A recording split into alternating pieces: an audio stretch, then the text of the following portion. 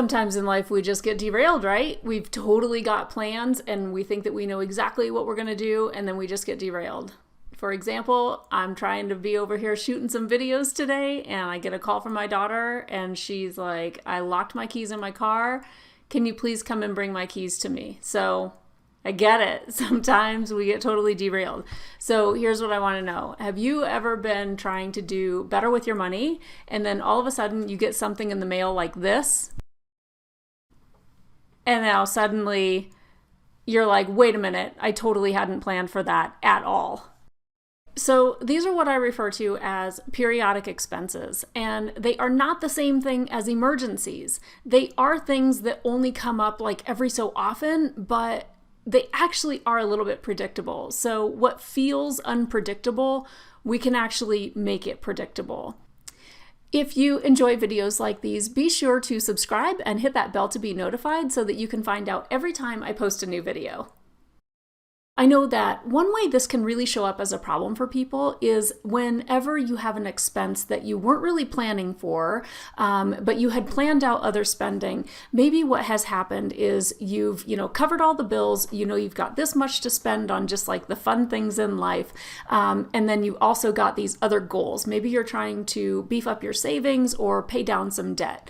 And then when one of these things happens that comes out of the blue, what happens is usually you've already spent the money on the fun things, you've already paid the bills, and what ends up happening is in order to now cover this one thing, you either put it on the credit card that you were trying to pay off, or you pay for that thing and then you don't contribute money to savings this month like you were trying to. So it's one of the reasons why really looking at this is going to give you a greater sense of control to be moving forward and planning ahead. Now, these are not the same things as emergencies. Emergencies are things that, come up that you just absolutely did not know were going to happen. So like a funeral, for example, would be an emergency, but maybe a wedding would actually be something you could plan ahead for, because chances are you didn't find out from a friend, I'm getting married in 3 days. Maybe you did, that would be exciting. But if you know that someone's getting married, you typically have some advance notice, right? So I want to just kind of distinguish between, the things that come up that are emergencies and those that are not. They just don't happen all the time. A couple of examples, and these are things that I know have shown up in my own life that sometimes I just forgot about, and then I started making a better plan for them. When my kids get their eye exam every year, they are of the age where they're opting for contacts, and their prescriptions still tend to change every single year, but my insurance doesn't cover eyeglasses also. I have to choose between contacts or eyeglasses. So every year that turns out to be a pretty big expense for both of them to be getting contacts and new eyeglasses. So those are things that I can plan for, but it's not an emergency and it doesn't go into my normal spending plan, like month to month, right? Only happens once a year.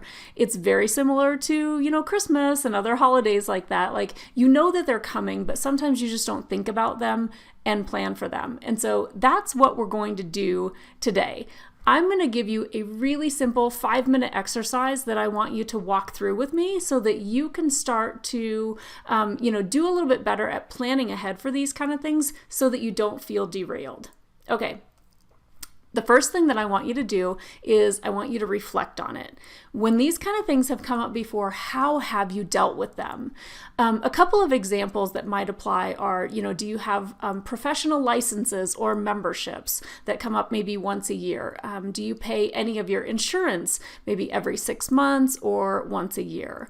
Couple other things, if you owe taxes, sometimes people owe taxes generally year over year, although the amount may vary. Sometimes, they get a $2,000 hit and sometimes it's a $12,000 hit. So, if you do owe on those kind of things, how have you dealt with that in the past? Also, like I said, back to school shopping, there's clothes and supplies, things like that. What have you done in the past whenever those kind of things come up? The second thing that we're going to do is we are going to start to think, if I could plan ahead for these things, how would I deal with it differently? Because chances are you probably have more than enough money to cover your basic living expenses and the things that are going to come up, And then you've also got some money left over to, just spend. But what happens a lot of times is if people don't remember these things that are coming up, the lifestyle spending, right? Like the, buying some new clothes or going out to dinner, those kind of things, that starts to become not excessive, but you've done that spending first. And then when one of these things happen, it kind of comes in and sort of like sideswipes you. And it's like, oh, I totally forgot about that. And then what happens next is you end up not putting the money into savings that you wanted to save, or you end up not putting extra money on that debt that you're trying to pay off. So if you can plan ahead for these things, it'll really help you feel organized and in control, which will totally help to reduce your financial stress. Okay, the third thing is that I want you to write these down in like either a list or in a calendar format. And I do have a download that I'm going to share with you. So there's going to be a link below where you can click to just get a copy of what I use. And it essentially has a bunch of rows where you can list out whatever things come up in your life. And then I've got everything listed by month. So if you say have 3 birthdays that happen in March, and then maybe that's also when you're paying your accountant to prepare your taxes. And then what if also that's the month where you have to pay for your car insurance if you pay for it annually? You're going to start to identify that like March is a big month. You've got a lot going on there, whereas maybe in April you actually don't have any of these expenses come up. So in this exercise, I really just want you to download it and then just sit for 5 minutes and just brainstorm. And there's some prompts in there, so it's going to give you a couple ideas to just really jump off from. But I want you to go through that exercise, and it'll give you a better look ahead at all of the different things that can come up for you throughout the year. Okay, so once you've decided to do that, there's a couple of like emotional commitments that I also want you to make. I want you to just make sure that whenever you do get derailed, if things come up that you weren't expecting, try to still stay on track.